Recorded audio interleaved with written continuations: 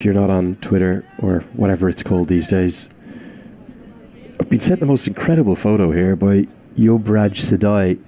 He says, "Hi, Cricket Badge, at Cricket Badge. Hi, Andrew. One of my dad's close friends, Samir Joshi, wanted me to share this with you. He's not on Twitter, but he's watching the coverage live from Nepal. Have a look at this, man.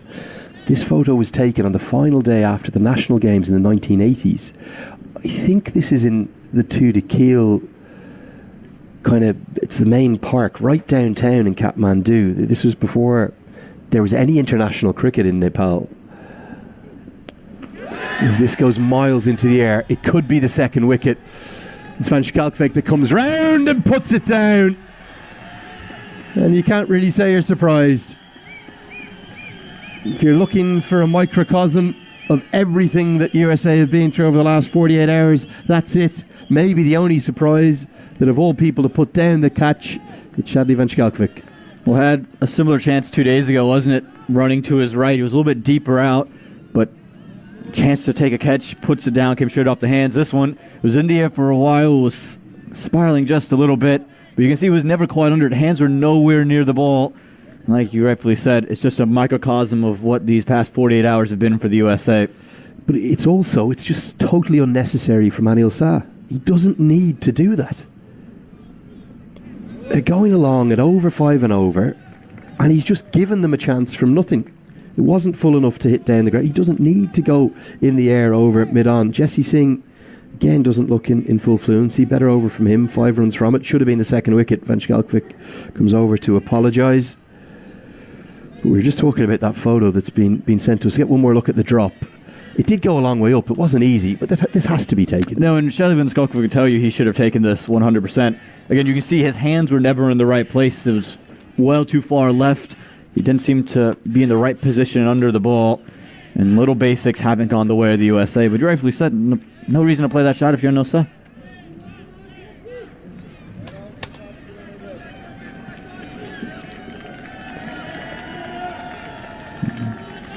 And the Nepal fans certainly loved it. They really did. Yeah, Nepal only became a associate member of the ICC in 1996, and that was the year that they first played any international of any kind. So that photo we've been sent maybe 10 or 12 years before that. Just the style though, Aman.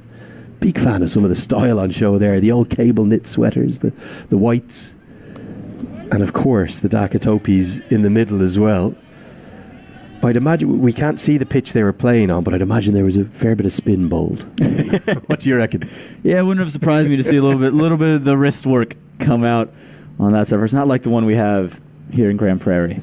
Tuda Keel is probably, if you think of Mumbai and you think of, is it called the Maidan or the Gymkhana, where the kind of the main public thoroughfare where you can get 15 or 20 plus games of cricket on at the same time. That's what Tuda Keel is, in particularly on a Saturday and Sunday morning in Kathmandu.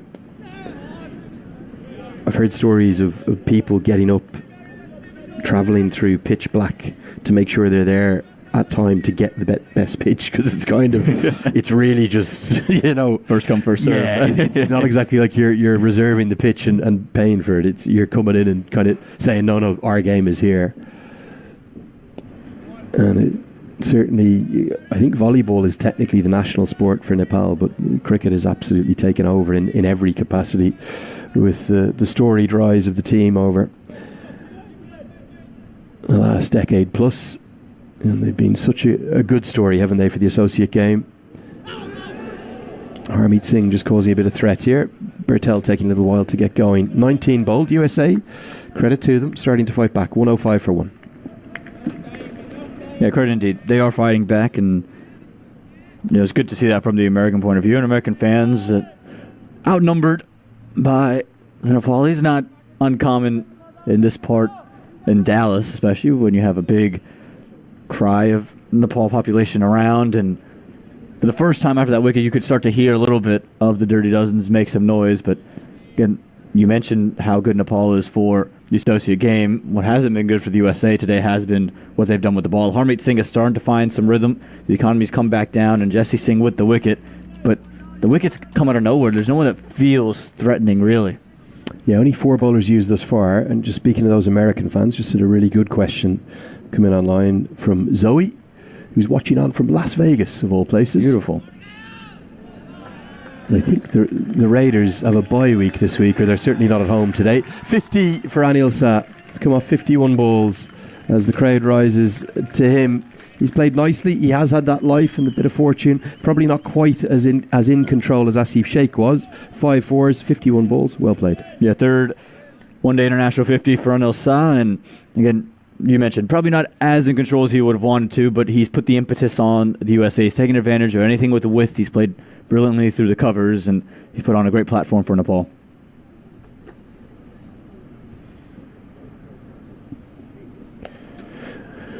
The question from Zoe is, she's got into cricket since watching the T20 World Cup. She says, I know that in T20 a bowler can bowl 4 overs, but is there a maximum for the number of overs that a bowler can bowl in one-day international cricket? There is. It's actually, it's proportionately the exact same as a T20. So in T20 cricket you can only bowl 4, you're correct, which is you have to therefore use at least 5 bowlers of 4 each. You can use more than that, but you have to use a minimum. In ODI cricket it's the exact same. You have to use 5 bowlers, therefore the maximum that any one bowler can bowl is 10.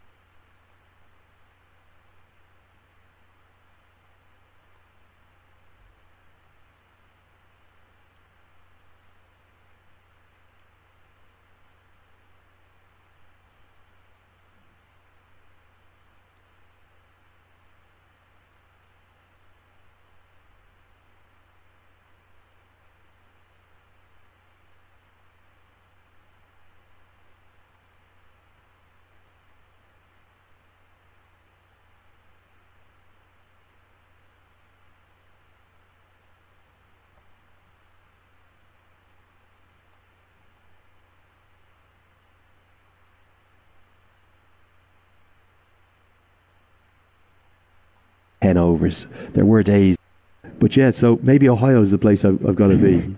And now that there's some Nepal fans there too.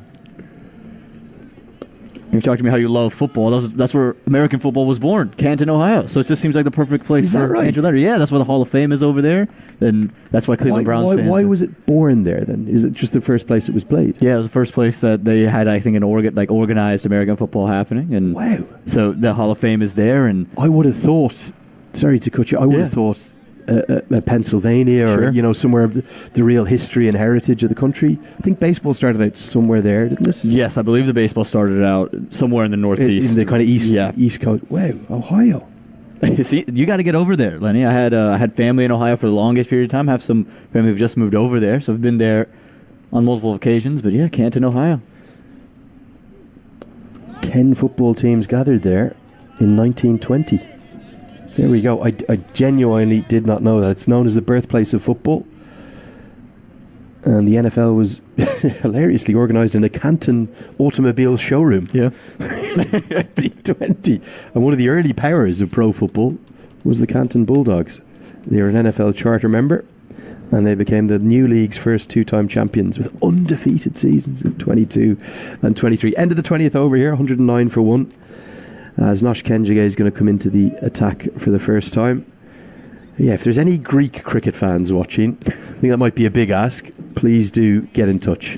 So just learning all about Andrew Leonard, and he's learned a lot about the States now as well. And let's learn a lot about Nosh Kenjige today and what he's going to be going through, what he has to offer, because didn't have the greatest of days 48 hours ago, but has to be able to find himself a wicket in today's play. And Kushal Bartelli's just starting to get himself going.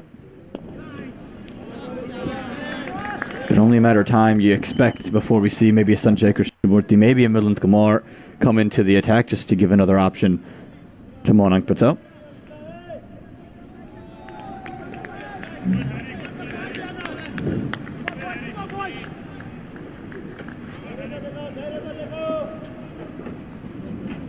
Footer brought into short cover after that single.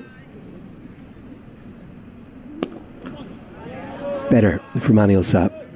Don't need to take risk in these middle overs. You definitely want to keep putting pressure on USA by putting the bad balls away and picking up the ones and twos.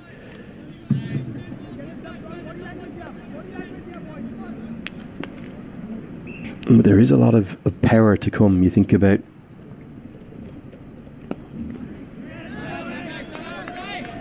captain in at 4, but particularly Gulshan Jha and Dipender Singh Ari at 5 and 6. If they could have a platform of 10, 15 overs to bat that these two and Paudel could give them, well, then Nepal will definitely be thinking of 300 plus. Yeah, plenty of power in that Nepal side. We've talked about Gulshan Jha, Dipender Singh Ari, Rohit Paudel. So plenty of those guys who can come in and really accelerate when you need to. But if you can get to that 30 over mark with just the 1 wicket down, maybe 2, you're in a real position to put on some runs. And there's a lot of pressure now going to be put on the USA top order that just had a really poor showing with the bat, and a lot of them coming off some poor form. You see a youngster collect that one at short third. That's Yasir Mohammed, and you almost feel like he's soon to be into the team at some point. Just give you another bowling option. He's a leggy who hasn't been a part of the T20s nor the ODIs as of yet. Lenny? I think he's on for Jesse Singh, if I'm seeing it right. Don't see Singh in the outfield at the moment, so he's on as a subfielder. Plenty of questions and comments coming in about the upcoming Nepal Premier League too. The stability that Paras Khadka has brought to the board, to the organisation. He's the secretary, and then he'll answer into the board and work with the board on all the things that they're doing. But 8 teams, which is a big statement. The Biratnagar Kings, the Chitwan Rhinos, the Janakpur Bolts, the Karnali Yaks, the Kathmandu Gurkhas, the Lumbini Lions, the Pokhara Avengers, and then the Dipender Singh Ari marquee-led Sudar Prashim Royals. And that's